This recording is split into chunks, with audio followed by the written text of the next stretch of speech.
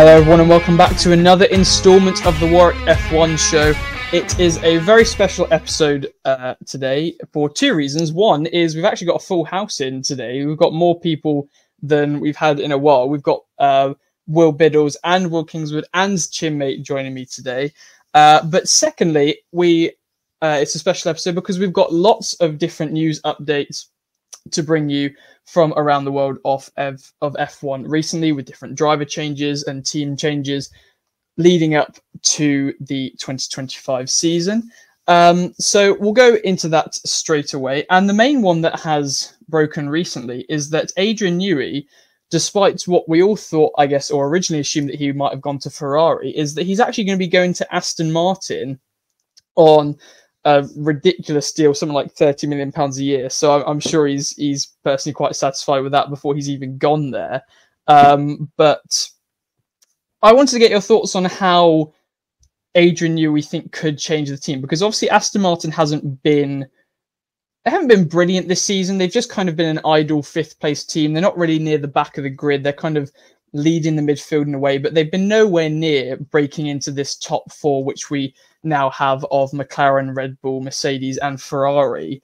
And Aston Martin have obviously signed Adrian Newey to try and bring them to that front four.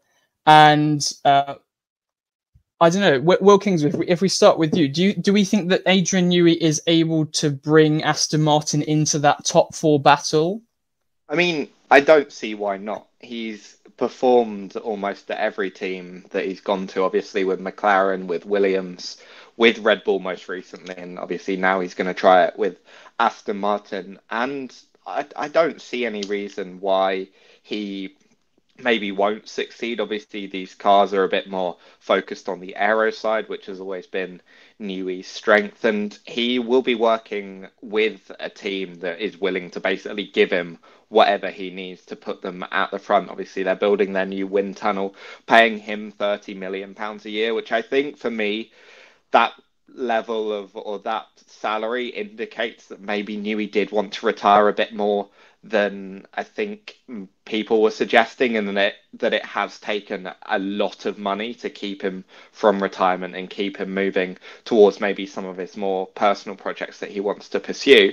But he'll be working with a team, as I said, that has everything, and working with a driver in Fernando Alonso, who is pushing for his third world title, even at the age of, I think, even at the age of 40, 41, probably going into 42 when they truly get to the front. But with this, we could end up seeing next season at some races 5 teams competing for a win, and I think that can only be positive for F1 as a whole.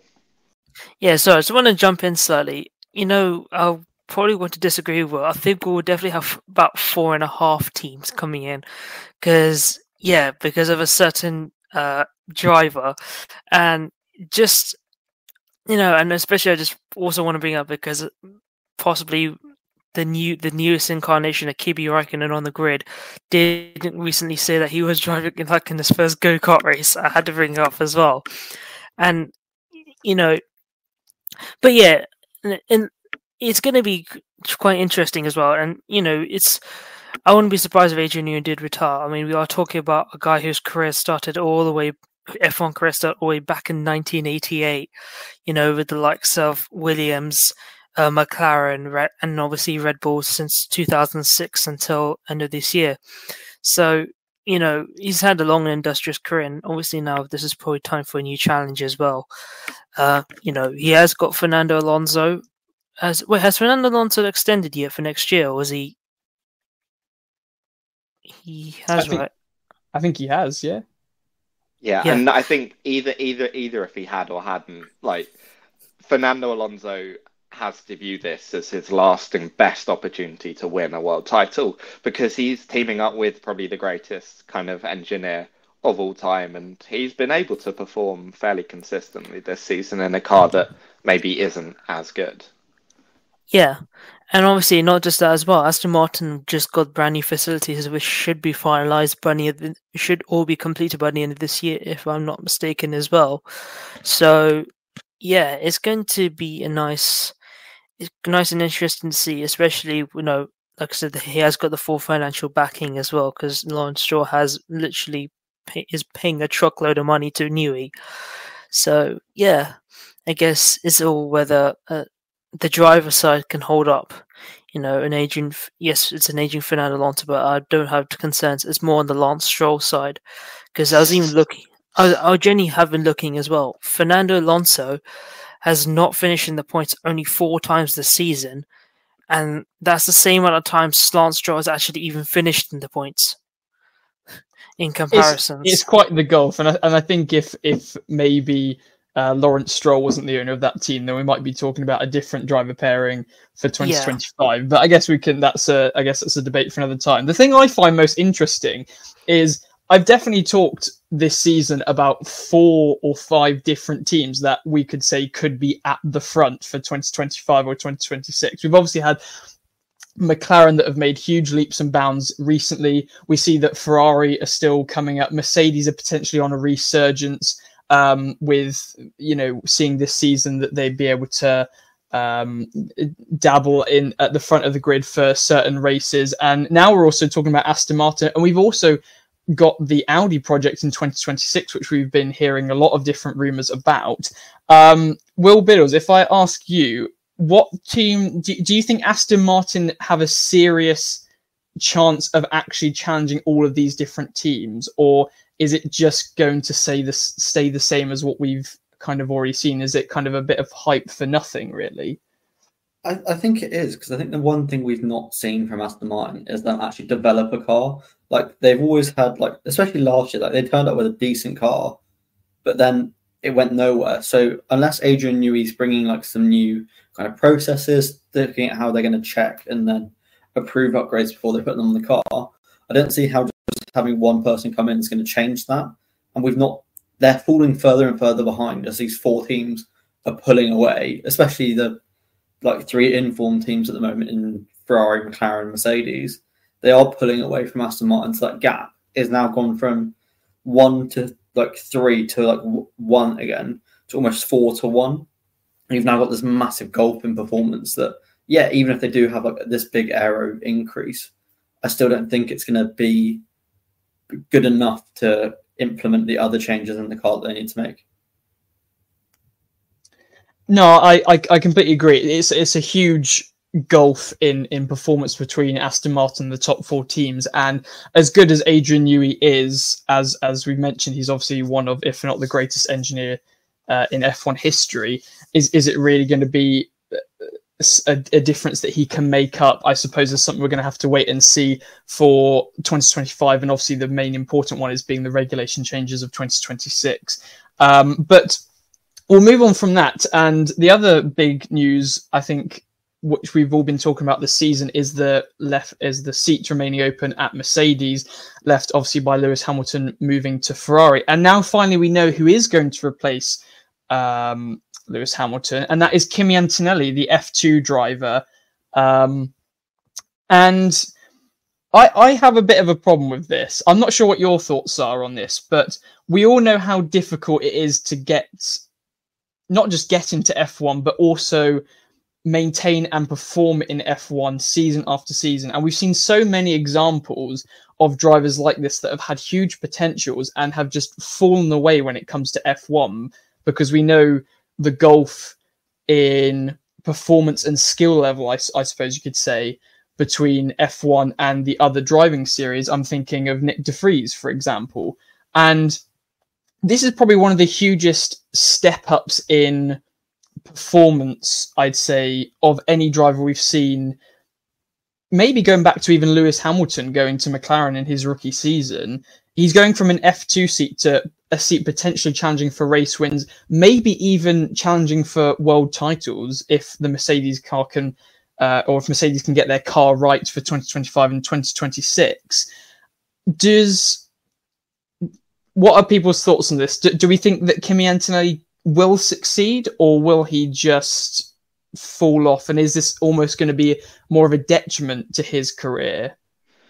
Well, I think You obviously mentioned there Lewis Hamilton, and that is kind of the last big example of a driver jumping straight into a team that can potentially win races. Even you're looking at even your Max Verstappen's started at Toro Rosso. Obviously, Charles Leclerc started at Sauber. They've kind of gone through a feeder team into the main team. But I guess what you're seeing is Mercedes think that they might have their next Lewis Hamilton. They might have a driver who can jump into the car straight away and perform. And obviously, we kind of saw, I think, a bit of both sides of the concerns at Monza in first practice. Obviously, his first lap, you look at kind of the data, and especially compared to Hamilton's laps later in the session, you think, oh my gosh, he seems like a driver who can maybe be on the pace straight away. But then obviously a lap later he crashes, and then the concerns come back in of, is he too inexperienced? Will he be able to perform kind of from the start of the season, especially at still a very, very young age? And I think both probably concerns are valid. I think if you think that he is the next example of Lewis Hamilton, the next person that can kind of jump in, be a youthful driver and perform straight away, then yes, of course you put him in the Mercedes. But equally, if you think that it is too early and it could be damaging to his career, I do understand why people would think that maybe it isn't a decision that Mercedes should make. I think Toto Wolff came out afterwards saying that he's kind of known as soon as Lewis said that he was leaving. And if that's true, then they've had such a poor strategy with it. They should have kind of just announced it from the start, or at least got him in free practice sessions earlier in the year. They've not done that. Like, at least with Ollie Behrman, he's had those free practice sessions with Haas last year. He had an actual race. He had an F1 race that he did well in, and is still getting those F1, like FP1 sessions. Antonelli has had one FP1 session, and it's the same as when he got announced for the seat, which is, it just seems a bit silly if they're saying they've known this for 8 months now almost, and they've just gone, no, we're only going to put him in FP1 now. It just seems a bit kind of backwards. I mean, he's shown some pace in F2, don't get me wrong, but he's not looked rapid compared to like all the time. He's been really inconsistent. Like, he's done well, I think, in races on tracks where he's raced with Brecker before, or he's done well when both Prema cars have done well. But is that a case of Ollie Behrman's helped with the setup? But there's not been, I think the only weekend where he's kind of outperformed Behrman by a clear margin was probably Silverstone. So I think if you're saying, yeah, don't get me wrong, Ollie Behrman's an F1 caliber driver, so to do that is great. But it just seems a bit, not rushed, but they've not optimised the opportunities they've had. He could have had a lot more testing time, really found out how good he is. And if they were then confident saying, okay, look, great, we'll get you in the car, we're happy with the performance you're at. But if not, then say, we still want you in F1 to learn. But there was a seat open at Williams. Obviously, Carlos Sainz has gone there now. But if they got ahead of this much sooner, that Williams seat could have been sorted in. He could have been in it for the rest of the season instead of Colapinto. So it depends how you want to look at it. I think maybe playing the other side of that, you are going to see him in FP1 sessions later in this season, and it is kind of maybe give him that security at the start of the season, saying if you do perform relatively well, you will be in the Mercedes seat. Obviously, that kind of takes it out of his mind when he is driving F2. And I think F2, obviously, you have kind of seen Behrman and Antonelli maybe struggle a little bit, but I think that comes down to the Prema car just doesn't seem to be as dominant as it normally is this year. F2 seems to be a lot more open. You look at the amount of drivers that have won races, either sprint or feature races. You had Bortoleto coming from 22nd to finish P1 at the at Monza. So I think F2 is really up in the air. But I think, and obviously, I mean, you say they've known for a while. We can see that because, I think Jack Doohan tried to claim the number 12, and when he was announced, and then when Mercedes announced Antonelli, they also said, oh, we pre-registered Antonelli for the 12 back in March, so Doohan's going to have to find a new number. So yeah, it's clearly been known about for a while, but I if it's a risk if it's a risk you want to take, I don't see why you don't take it. And obviously it is very similar to what Mercedes did back in 2012 when they signed Lewis Hamilton. Give him a year in the kind of older regs, and then you go into the new regs, see what happens. And obviously it worked out there because obviously the Mercedes car was really good in 2014 and they had Lewis Hamilton, who was undeniably a brilliant driver. But if it worked once, there's no reason I don't think it could work again. And if that's a risk they're willing to take, then I don't see why they shouldn't. Do you guys think that Mercedes are maybe willing to take more of a risk because there's a lack of other driver options in the driver market currently, or do they actually see something in Kimi Antonelli? Because it's certainly not been the best situation for Mercedes, I'd say. And personally, I thought that that's why Mercedes were taking so long to make this announcement, because they were really struggling over who to get. Obviously, we kind of maybe thought of Carlos Sainz, because he was the driver that we knew was very talented and had a lot of experience in F1. And so we thought that maybe he might end up going to Mercedes, or I think definitely should have been one of the candidates for that seat. And then apart from that, we had a few other ideas, but they slowly got taken away as we found out where they were going for next year. And I don't know, it just seems maybe to me, without that Toto Wolff announcement saying that they've known since March, it kind of gives off the illusion that Mercedes have been backed into a corner a little bit in terms of having to go for Kimi Antonelli because every other driver is taken up. I don't know, Chinmay, do you think that maybe Mercedes were forced into this decision a little bit rather than this is actually the driver who they wanted to get?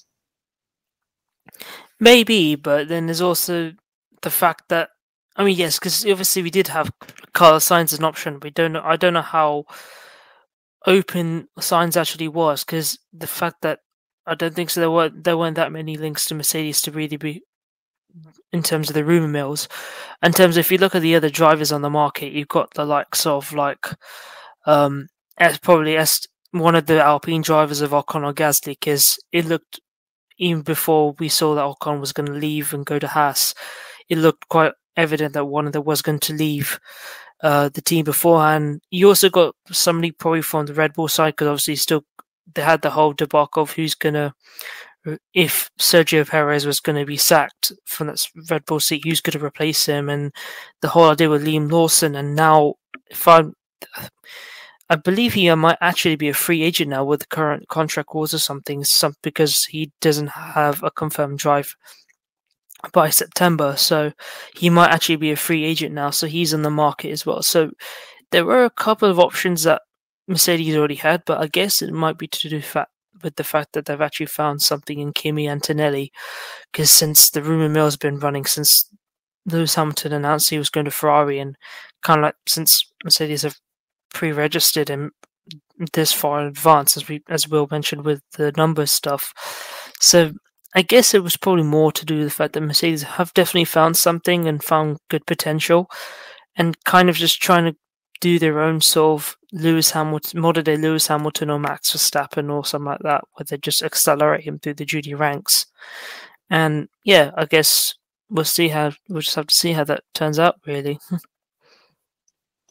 Yeah, I certainly do think that maybe they do see some potential in him, and maybe you're right, they are trying to do their own pathway with these drivers rather than trying to associate with drivers who have maybe been with other teams. I do certainly hope that he gets on really well in Formula One, because I know, or we all know, that he's a driver who's very talented and has a lot of potential, potentially a future race winner, and hope that this move helps rather than hinders him. But we'll move on to our next piece of news, where Sargeant has been dropped for the rest of the season. I'm kind of sad about it. All right, let me explain. I was traditionally on this show the person who was more willing to defend Logan Sargeant than I think the rest of you were.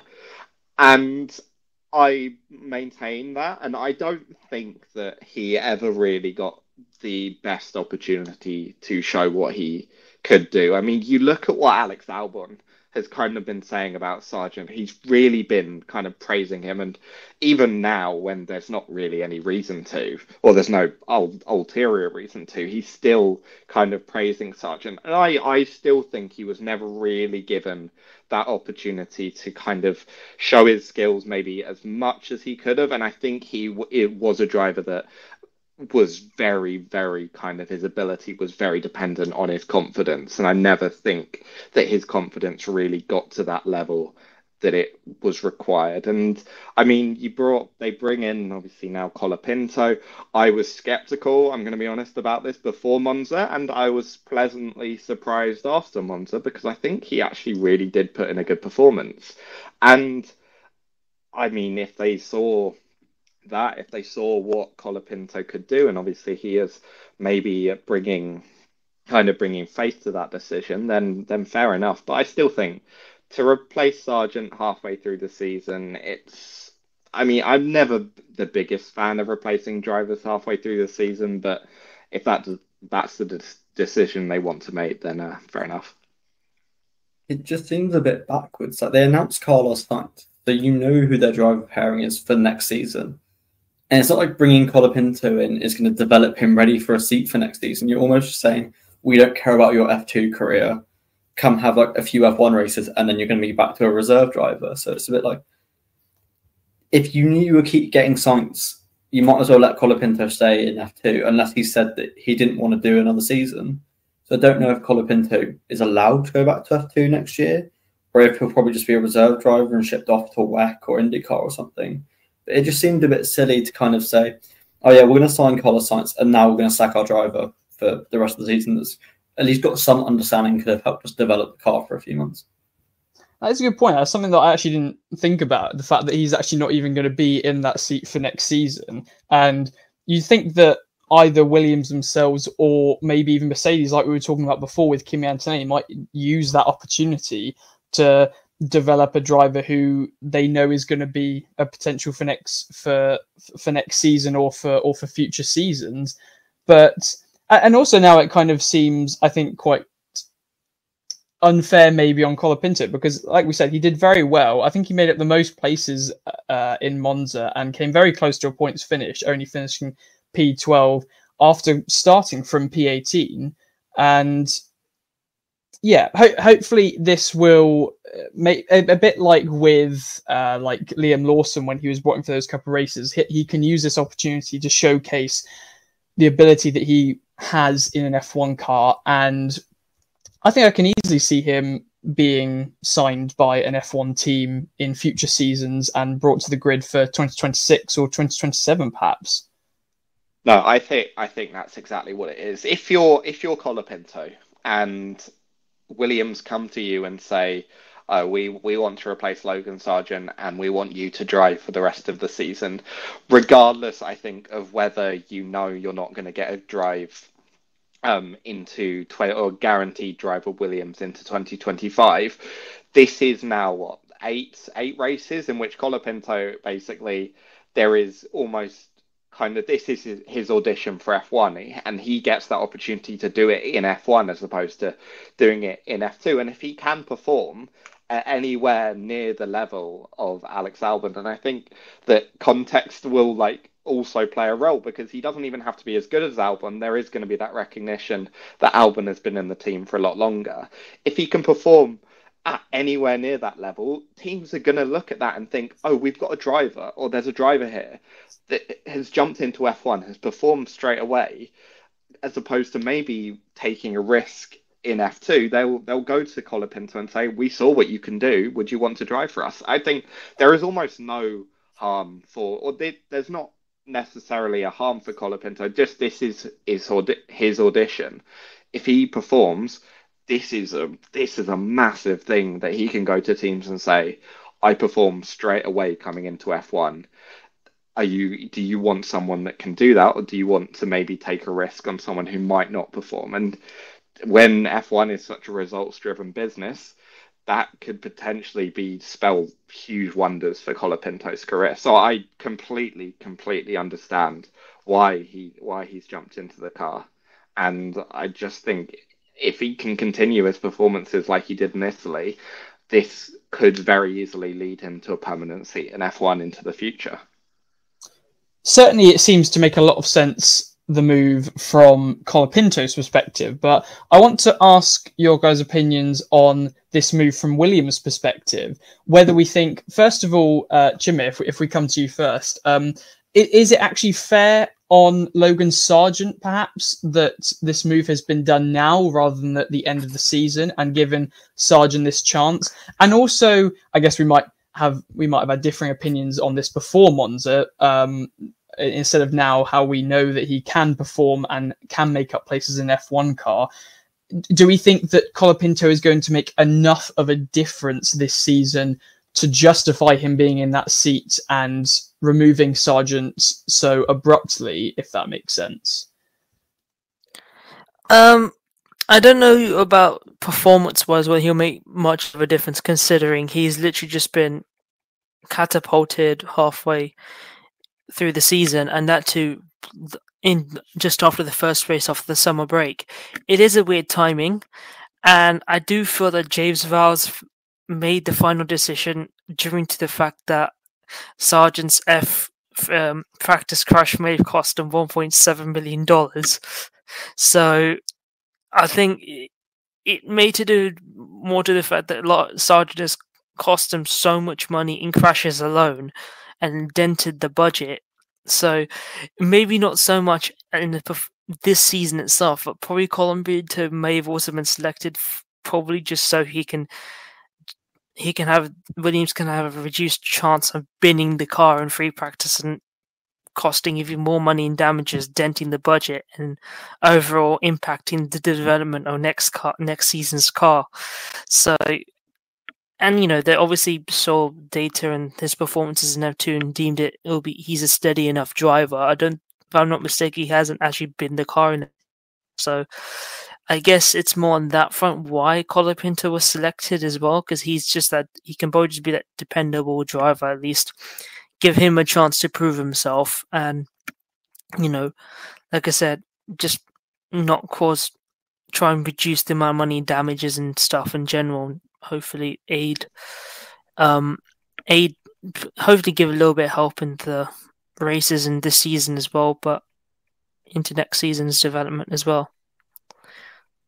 I think it wasn't just that he was probably going to cost less money. I think there was a lot of money being brought in with Colapinto as well. I think there's I can't remember the sponsorship, but I think there'll be like prominently featured on the engine cover an Argentine sponsor. So I think that money as well probably played quite a large role in the decision.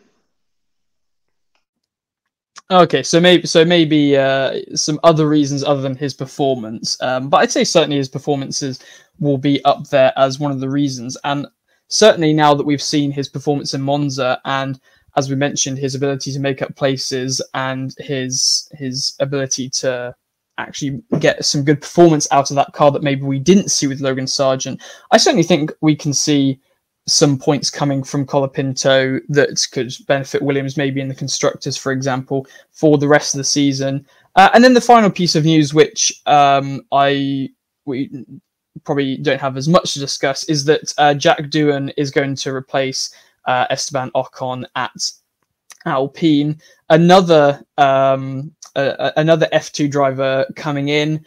And I don't know much. I think you guys are going to have to inform me on this. I don't really know much about F2 drivers. I've heard Jack Doohan being linked to Alpine for quite a while, and I think it makes perfect sense. I don't think there's really any other experienced F1 drivers in the driver market that could have gone to that second Alpine seat compared to an F2 driver. So surely you may as well try and get a prospect driver and develop them for the future of your team, essentially. Yeah, I think Jack Doohan's deserved the chance. He's always been pretty consistent in F2 from what I remember. I think he's had at least 1, if not 2 years out now. But he keeps getting FP1 sessions with Alpine, and they keep getting red flagged or wet, so he just gets no running time. So we don't really have an idea of what his pace is. But I mean, he definitely deserves the chance to do it. He's been he's been around that team for a long time. He obviously has a really good understanding. The only other driver that you might have ended up bringing in was like Danny Rick or Tsunoda if they got let go from RB. So I maybe would have waited because I think there is a chance one of them goes, especially with Liam Lawson kind of lingering. But then it kind of depends on the Red Bull suits. But yeah, I mean, Jack Doohan, he was never like the most rapid driver, but he was always he wasn't very accident prone. He was very consistent, very calm headed. From what I remember, like it's been a season or two, but he was kind of always in the mix. So hopefully we'll kind of see him keeping up with Gasly and without like the big kind of problems that we've had with their teammates recently. You forgot Mick Schumacher. We said someone consistent, i.e. someone who's not going to crash the car and cost the team millions. The man is still crashing a wet car. Yeah. I suppose that's a good thing if your sessions are always red flags, is that the driver is not going to cause you any large invoices for damaged pieces of front wing or damaged engines, like we were possibly saying about Logan Sargeant, I suppose. I mean, regardless of kind of whether he's performed, this is the first Alpine Academy driver to end up on the grid for Alpine. And I think it says a lot maybe about Alpine's Academy that it has taken so long. But I mean, I think I agree with Will. Doohan's always seemed kind of a dependable, kind of level-headed figure. I think that will be quite good for the team because out of all of a lot of the teams on the grid, Alpine look like they have the lowest potential performance ceiling for the next few years. Obviously, you've got the top four now, the Newey News, Williams, that they're kind of on their way back up. And then you've got obviously Audi coming in, and Alpine just kind of looks stuck, and you almost think maybe they do want kind of a dependable driver for the next few years to kind of get them past that. And I think that's exactly what Doohan can be. And realistically, it makes Gasly the elder statesman in that team. So really, it's kind of a good dynamic of a clear number one, number two. And I think it will be a good kind of platform to start building on for the next few years. And I could see that lineup, unless Doohan really doesn't perform, I could see that lineup lasting for quite a while. No, I completely agree with what you're saying. I think that's correct. That obviously, I think Alpine were fully expectant of Gasly to be their number one driver, and I think he totally deserves that position. We know how well he can perform on his day, and I think he's been very decent for Alpine. I mean, it's hard to judge a driver's performance when the car's been as bad as it has, but I think Gasly has been fairly decent and fairly consistent this season, and so you just need that other dependable driver who's not going to cause any stir-ups or anything like Esteban Ocon, and just someone who can build the team into the future, and as we mentioned, sort of get them going again from their sort of stale situation that they're in at the moment. But that covers all of the major news topics that I've got down. Can anyone think of any others that we've missed since our most recent episode about a month ago? The Alpine engine work, Alpine strike. Yes, we did. Yeah, just to add insult to injury for Alpine, I think some of their engineers did go on strike. I'm trying to look up the reason. I think maybe because they weren't happy of the team's direction. Or because they're looking to shut down the engine. Because I think might be looking to axe its engine operations and looking to become a Mercedes customer or something like that. And basically, they're not happy. Yeah, I think they costed it at like about 1/10 of the price for the engines as to what they are to make them and produce them, and considering the ones they're making and producing are not very good, it's probably more beneficial to save money and be better. So I think, I mean, it makes kind of logical sense, I suppose. Yeah. I don't know who's making the decisions up at Alpine, but it's obviously not been very good decisions being made. But yes, hopefully they can get that resolved, as I suppose it'll be a bit awkward if they turn up to pre-season testing in 2025 and they just don't have an engine for their chassis. But yes, I suppose we'll see how that gets on. But until then, thank you very much for you guys for listening. Thank you to both Wills and Chinmay for joining me. And until next time, goodbye.